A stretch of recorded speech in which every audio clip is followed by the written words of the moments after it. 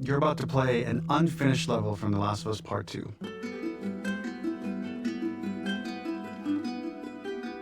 The reason we added this section is there are a few sequences, and we picked the 3 of the best ones, that we cut from the game. Often we build a game that's much bigger than what ends up being the final product. They're months away from being finished, but we wanted to give you an insight of what it's like when we built a game, because often we have this whole thing constructed and it doesn't have final art or audio or dialogue. And here you get to see the building blocks of what it's like when we first string a bunch of these levels together. This is the intro to the first deleted level, and this one is the roughest of the 3. We wanted to show more of how Jackson operates. So this is the festival where Ellie ultimately kisses Dina. This sequence would have come very late in the game as a flashback sequence while you're in the farm with Dina. And we wanted to show what is the rest of Jackson doing, and we wanted to put it on the stick, make it interactive. So you could see when you're outside, there are all these almost like carnival games that you can play. You could mix drinks, you could play with these kids that are playing a sort of clicker Marco Polo, sit down and listen to conversations. And all the different interactions were first or second pass, very, very early passes. The building blocks are there, but nothing is final. And ultimately, while we were very excited by the sequence, it's pretty fun and lighthearted. It just slowed things too much as we're barreling towards the end of the story at this point. So again, reminder, rough, missing audio, missing animation, missing gameplay tweaks, missing dialogue, but pretty representative of what it would have been. So enjoy.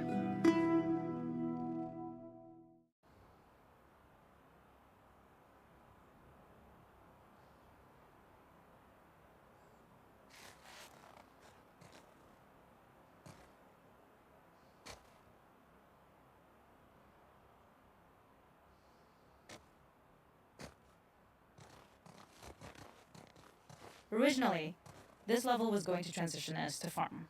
We would go all the way through to the dance, where Ellie and Dina share their first kiss. Then we would play through farm, and when Ellie plays the guitar at night, she would remember the Seth incident. So, the opening for this was a little tricky. We needed it to match at least a little what you might expect emotionally coming from prior beats, because we were already purposefully disorienting you in time and space. Remember, you just came from this huge fight. To jump straight into it would have been a little too jarring. After, something we really wanted to do was highlight the way their lives had turned upside down since she went down this path. We had this idea of recontextualizing all of our usual gameplay mechanics that were designed for really violent ends. The workbench, door bashes, throwable weapons, and even the infected, which is my personal favorite. Peppered throughout the level are moments of levity or shared history, all the while seeing how happy and mundane they all were before her huge revenge odyssey. It is not a festival without one of these throwing games. This one, of course, uses our throwable system where you're often chucking explosive things or stunning things, but for a more wholesome purpose, although some people take this game really seriously. A fun aspect of this is if you did well, you could win a toy here. Ellie would place it in her pocket. If you had done this, you'd find the toy with JJ, the baby, later back at the farm. When we cut this, the toy made it through anyway because it was so cute. It is the same one you see on the tractor at the farm. Ollie the elephant.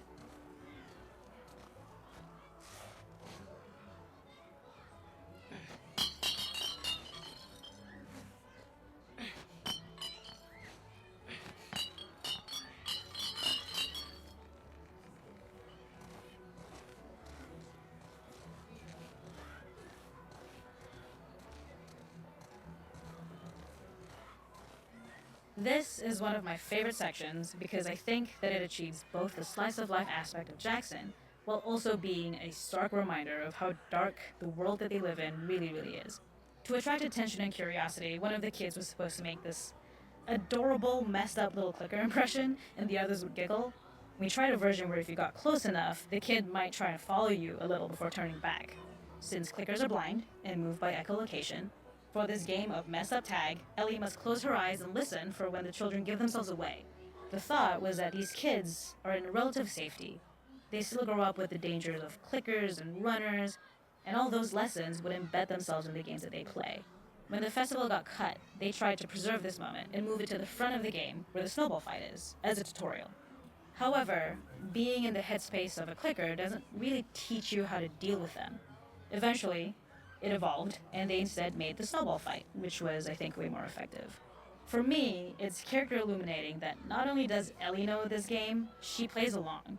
There's a familiarity with the kids that's really nice to see, especially because it's such a difference from the Ellie we see later, who has a sort of hollow normalcy that she's trying to get with JJ, but kind of fails. The makeup artist is pretty simple. It's one of those little in-game scenes we peppered in to make it feel like Ellie had roots in the town. Hallie, our writer, mentioned that in her mind, an ex-girlfriend of Ellie's tattooed her arm to cover up her scar. So we figured this might be the only time you get to see that. We wanted to hint at it and allude to it and make it feel like there had been so much more that had been happening and so much more that Ellie threw away.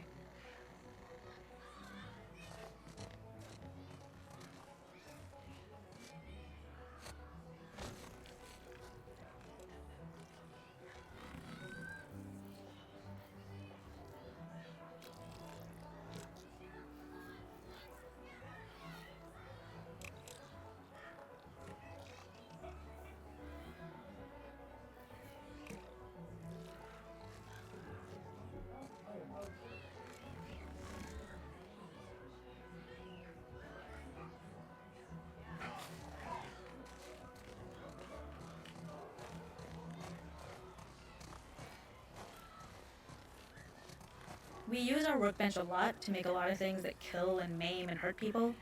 Here, we had the silly idea of using the same feel, harkening back to the same animations, using the exact same UI, to instead fix a drink. Like the workbench, you could pick your base, and then you could add something to it. And at the time, we had some different reactions from Ellie based on how strong you chose to make the drink. Something we wanted to prototype though, before it got cut, was picking up some ingredients around to add, like a lime or maybe a bottle of someone's favorite whiskey or salt, like you were earning upgrades. We also toyed with having Ellie carry around the drink you made and occasionally sip it, psyching herself up to go talk to Dina inside because she's nervous. It got too noodly though, because she would need to keep placing it somewhere before she did anything, so it would have ended up more trouble than it was worth.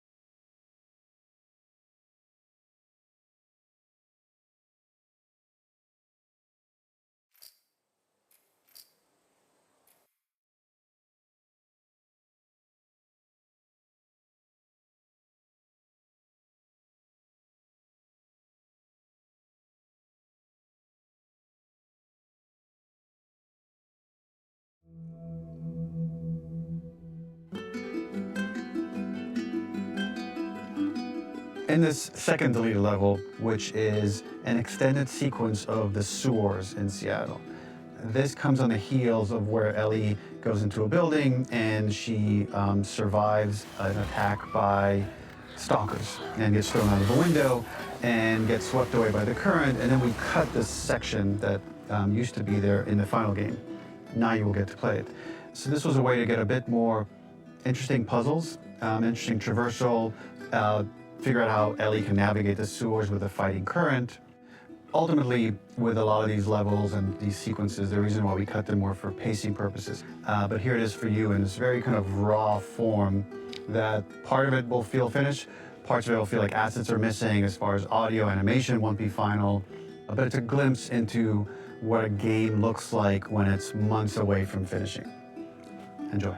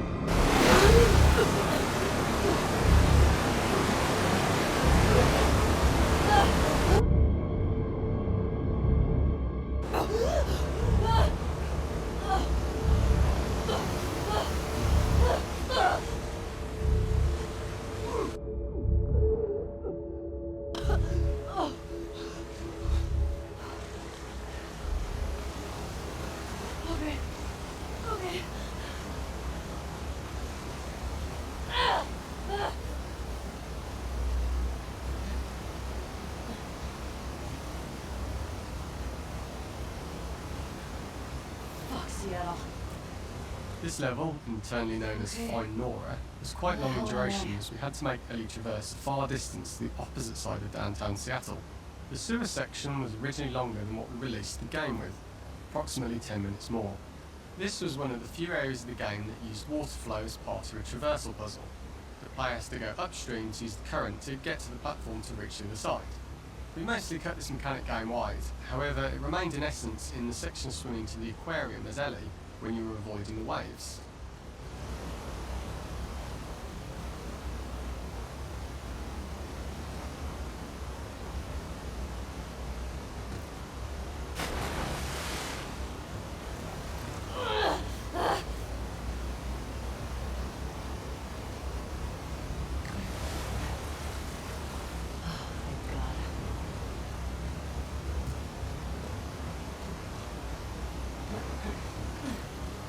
The ladder acts as an immediate goal for the player, but being able to climb out is not going to be so easy.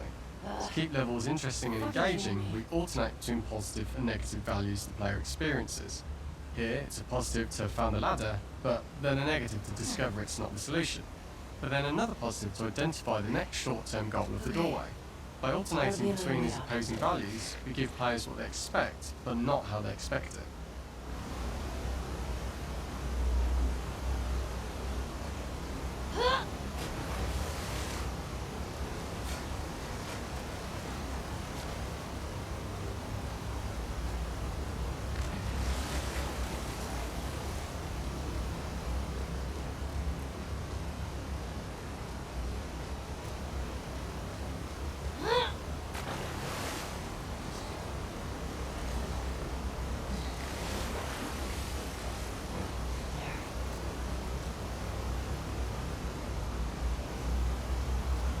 When players reach the doorway and enter into the room, they are faced with a dead end. The real reason for this dead end room is that on the reversal when exiting back out of the doorway, players are faced with the route onwards. A pipe that they'd not been able to see when they were swept past it on the way in, and something that was hidden from view when on the side platforms. The intention here being that the only option is to go off the standard path in order to search for a way out.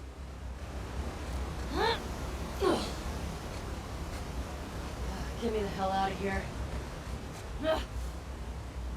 Throughout the rest of the level, we also used light to indicate to the player that they were heading in the right direction. At each turn, however, we blocked the direct route forward. Players would know that they just have to keep finding alternative paths, promoting those feelings of being desperate and trapped. We slowly introduced the player to consider climbing into smaller pipes and crouching in these tight spaces. Just keep going This up is and to out. slowly build up to and encourage the player to climb into such a small pipe that they'd have to be crawling on their stomach, which is something that the player previously may not have recognised as a playable space, let alone the desired route they need to take. We added a tiny space just to reward the player's exploration with a pickup item, and we made sure it was something that made sense that you'd find in this area. A canister and all the garbage that had been washed into the sewers from the surface. We loved the idea of making Ellie prone through a tiny dirty pipe in order to get out, as it was a great opportunity to use our prone Your shit, mechanic. Ellie. A unique camera setup was created to support crawling in these pipes, as the standard prone camera is much higher above the player. We also created custom collision in order for Ellie to manoeuvre in these tight spaces easily. Initially, the oblong collision capsule around her character caused issues crawling around corners. We put extra effort into the custom corner collision so the movement experience is as smooth as the main game. In order for the player to feel cramped, claustrophobic and desperate, we've been enforcing the traversal mechanics that allow for a tight environment which promote these feelings. We introduced the use of the squeeze through so that we can keep the player feeling enclosed and tight, but without repeating the same geometry. Here we change from low ceilings with wider walls to high ceilings and tight walls to change up the spatial pacing and keep the level from repeating itself. This would be a shitty place to die.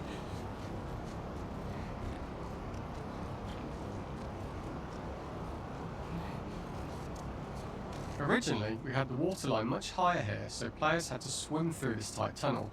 However, from watching user test feedback, it was occasionally causing people to discount the route entirely and turn back on themselves. So to avoid any risk of this happening in the final game, we present a lower water level so the tunnel is easy to see and commit to using. Although this isn't as impactful without the prone swim, it's the better decision as it means a smoother experience for the player with no backtracking frustration. As we surface from the water and over the crest of the slope, we reveal what is further in this tunnel, a clicker that's sprouted and the fungus has grown on the sides of the pipe. It was great to see people who user tested this area becoming increasingly worried as we forced the player to squeeze past the fungus and inches away from the clicker's face, all the time not being sure whether the clicker might be alive or attack them. Although we aren't as cruel as to force a clicker attack in such close proximity, we do have a payoff for this moment. This clicker momentarily turned into Joel to show Ellie's PTSD from what happened to Joel at the start of the game. Ultimately, we decided to save this moment for the farm level, as it was more impactful there because it could become the centrepiece of that experience. Whereas in the sewers, we weren't able to make it as much of a narrative point and give it the breathing room and reaction time that it deserves, given the tight space. Oh shit!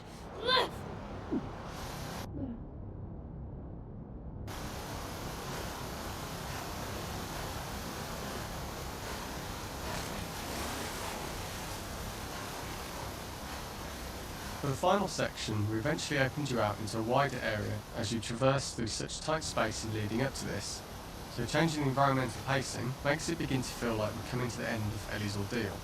An earlier iteration used the current that was shown at the start for a slightly tougher traversal puzzle to conclude the sewers. The ladder was clearly visible from most of the area, but the player was faced with a fast-flowing torrent of water they couldn't cross. If the player attempted to jump into the water, they were not able to swim across the ladder due to the water's speed. But instead they had to traverse the pipe running along the top of the space in order to get across the water. Using this pipe was retained in the iteration we shipped with, as it's the last of the extreme methods Ellie has to undergo in order to escape the sewers, and what she will go through in her pursuit of revenge.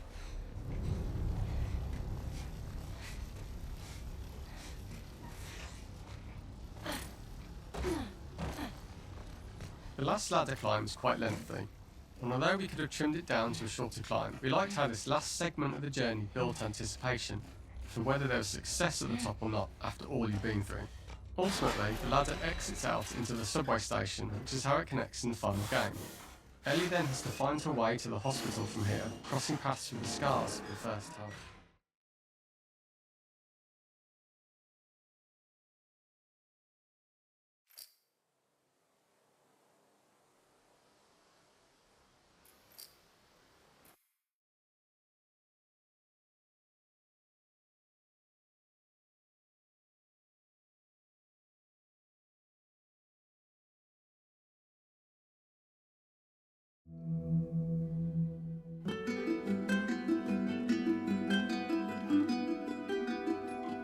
For this third and final deleted level, what we call the boar hunt sequence, this was a sequence pretty late in the game. It was right after the whole Seattle Abby sequence where Abby spares Ellie. And then we wanted to come back into Ellie's story, but keep it a bit mysterious of how much time has passed, where is Ellie now? So we're coming in on Ellie and she's following a trail of blood. And we wanted to mirror in a way the deer hunt sequence from the first game, but this time do it with a boar. And there's something with Ellie that now she can't let go of this violence. She's pursuing it, even against this innocent animal.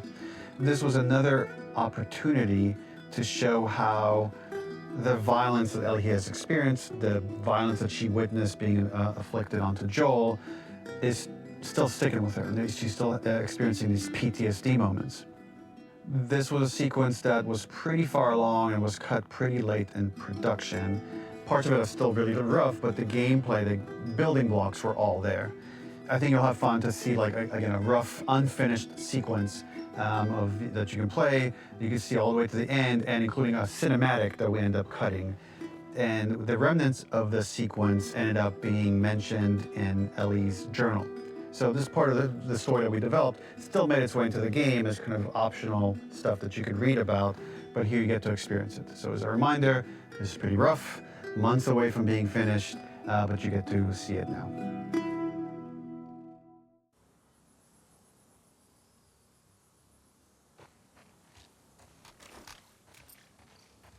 So the boar hunt was one of the hardest levels for me to work on. It was a huge challenge with the systems that we had, and we kept trying, but it never felt quite right. Originally, The level happened after the Jackson Festival, which also got cut, but before Farm. Once the festival got cut, it became the prologue to Farm. The intended experience is that we jump forward in time after the fight with Abby in the theater. We don't know where Dina is. We likely assume she's dead because she was just bleeding out. Ellie is alone. Her hair is short. So maybe this is the future or the present. And she's hunting. Hunting who? Abby still? In early iterations of the fight, it was more arena-like. The player slowly whittles down the boar's health. Ellie gets more visceral and more vicious. We get a little worried about her. As the boar gets weaker, more panicked, more feral, and we start feeling sympathetic to the boar, was the hope. In all of these iterations, especially of these wider areas, it required custom AI and scripting to make sure it continued to feel organic as an animal, but we really needed it to do specific stuff. It needed to be able to close distances really, really quickly. It needed to charge to attack, but we wanted the feeling of hunting, so we needed to track it down from afar. And we also needed to discourage the player from attacking the boar when it's that close, or it would kind of turn into this melee kerfuffle. How do we do this in our world while keeping the boar believable? We must have gone through 5 or 6 iterations of the boar fight and all, and every single time it changed pretty drastically. We split it into clear phases, where one was like all long range. We tried another where you're getting close and you get to jump on it quite literally. You're jumping off of a rock to attack it. And then finally, we tried a bunch where you almost sort of go around a bunch of trailers and try and wrestle it. We uncovered after some time that taking down a boar over several phases felt very laborious and a little dramatic. It was comically long. It felt too boss-like, a little too gamey. We decided to cut the first few phases, and we opted for a cold open after the boar had already been hurt off-screen. So that allowed us to focus on feeling like we're closing in on prey and to introduce the boar when it was at its most dangerous. Already hurt, already feral, much too close for comfort. And so the thinking was it would bring us more into Ellie's mindset. Is this really hunting for food, or is she hunting for some other reason? The gas station was built to highlight the boar's destructiveness. Since it's cramped, the boar feels larger. We also feel trapped with it, though perhaps it's trapped with us. When it charges, it gets to us quickly, so we must be on our toes. This made it more aligned with Ellie's sort of hunting for trouble mindset. Listening became more important, as well as moving around slowly so it didn't hear you. Could you spot it before it saw or heard you? And could you get a shot off quickly enough so you could dodge out of the way? Or is the shot worth the cost after? It feels like a gamble. By the end of the fight, everything would likely be in shambles. The boar would burst through the back, and Ellie would follow it and finally enact revenge. Got you. It's over. Nowhere to run. The boar kill was supposed to be anything but glorious. With the boar whimpering at the back of the gas station after Ellie's relentless hunt.